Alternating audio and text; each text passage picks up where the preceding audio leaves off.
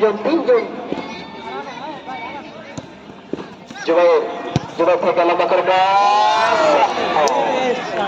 তাদের কাজটি কিন্তু খনন জার্সি নাম্বার 47 নিয়ে এবার আসিফ 3 ঘটিকার সময় এই মাঠটিতে এই আসরের সপ্তম ম্যাচ, এই সপ্তম ম্যাচে যেই দুটি পড়া শক্তি মোকাবেলা করতে যাচ্ছে সেই দুটি দল হচ্ছে গাজীপুর ব্রাদার্স ইউনিট এবং তাদের সাথে প্রতিদ্বন্দ্বিতায় লিপ্ত হবেন শক্তিশালী হাইটকার সারা তরুণ সঙ্গে ফুটবল একাদশ।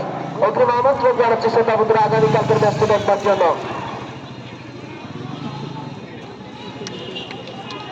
দুদলেই কিন্তু অধিক তারকা সমৃদ্ধ ফুটবলাররা শুধু আসবেন কি অনৈপুণ্য প্রদর্শন করবার জন্য।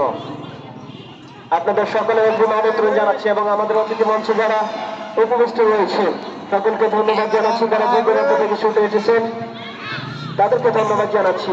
প্রচুর পরিমাণে দর্শকের একটি মিলন মেলা, যারা ফুটবলটাকে ভালোবাসেন, বুকের ভিতরে লালন পালন করেন, সেই সমস্ত দর্শকরা কিন্তু আজকে এই মাঠটিতে আসতে ভুল করেনি।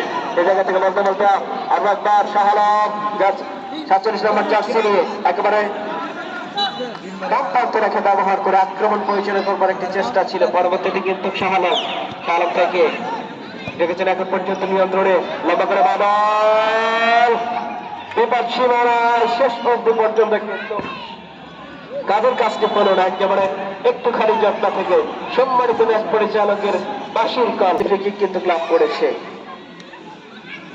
দেখা যাক লম্বা করে লাভ